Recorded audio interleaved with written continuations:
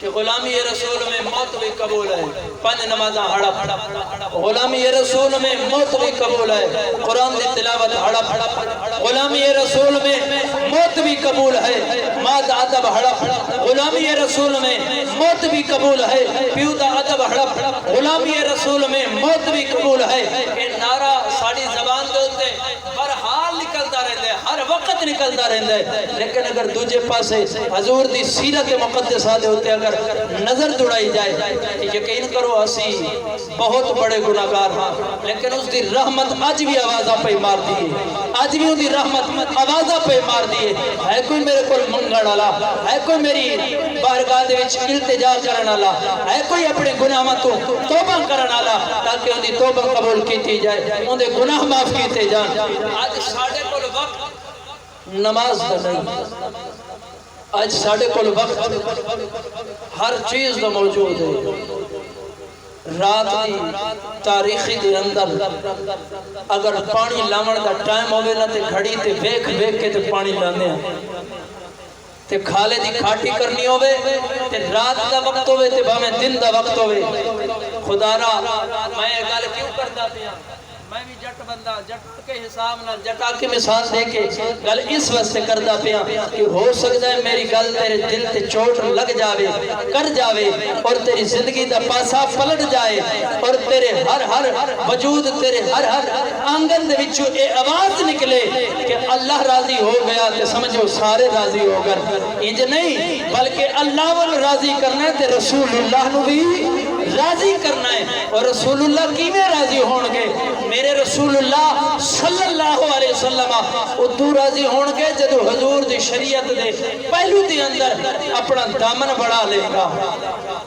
پاک لوگوں دے نال اٹھیں گا، بمیں گا، انہاں دیا صحبتاں اختیار کریں گا، انہاں دے نال اپنی محبت پیوست کریں گا، تے پھر تیرے ہوتے میرا رب بھی راضی ہوئے گا اور سونا محمد رسول اللہ بھی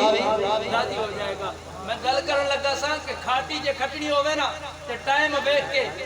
اعلان ہو جاندہ ہے مسیطہ دے اندر، شرن جائز نہیں مسیطہ دے اندر کھاٹی دا اعلان کرنا، لیکن کیتا جاندہ ہے استاد صاحب موجود ہیں، یہ حقیقت گل دے اعلان کیتا جاندے فلاں کھالے دی کھاٹی ہوئے گی، سارے جمع ہو جائے، جے نہ ہو گئے تو پھر جرمانہ ہوئے گا۔ اس جرمانے تو ڈر جاندے ہیں رب دے اس فرمان۔ اسی الحمدللہ میلاد دے وچ یہی پیغام دے دیا، نعت پڑھ دیا، بلکہ پہلے قرآن دی تلاوت کر دیا، نعت پڑھ دیا، نعت تو بعد علماء کرام باز و نصیحت کر دیا۔ یہی تا حضور دا میلاد، حضور دا وصف بیان کرنا، میرے پاک نبی دی شان بیان کرنا، حضور دی سیرت بیان کرنا، یہی تا میرے پاک نبی دا میلاد، اسے دا نام تا میلاد، اسی چیز دا نام میلاد۔ حضرت علامہ اسماعیل حقی علیہ رحمہ آپ فرماندن کہ میرے پاک نبی صلی اللہ علیہ وسلم آپ دے میلاد منانا لے تھانو خوشی ہونی چاہیے، تھانو مبارکباد لوگ دیوان تے مبارکباد انہوں مبارکباد دیتے ہو کہ الحمدللہ اسی حضور دا میلاد منانا لے، حضور دی عظمت دے کن گانا لیا۔ اللہ دی بارگاہ دے وچ دعا کر دیا کہ مالک کائنات حضور دا صدقہ سانو اور توانو مل کے محمد مصطفیٰ کریم علیہ السلام دے جلسے جلوس بھی کرنے چاہیے، لیکن جلسے جلوس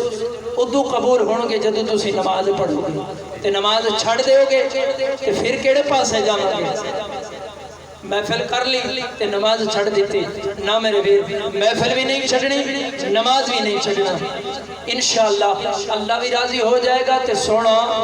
محمد صلی اللہ علیہ وآلہ وسلم بھی راضی ہو جائے گا۔ مل کے ایک لفظ ترانے دا میرے نال مل کے پڑھو گے انشاءاللہ توڑا بھی وجدان انشاءاللہ ضرور آکھے گا تے میرا بھی وجدان آکھے گا کہ آج دی محفل انشاءاللہ رب قبول فرمائے۔ اے سب نظارے حضور آپ کے ہیں، سب نظارے حضور آپ کے ہیں، چاند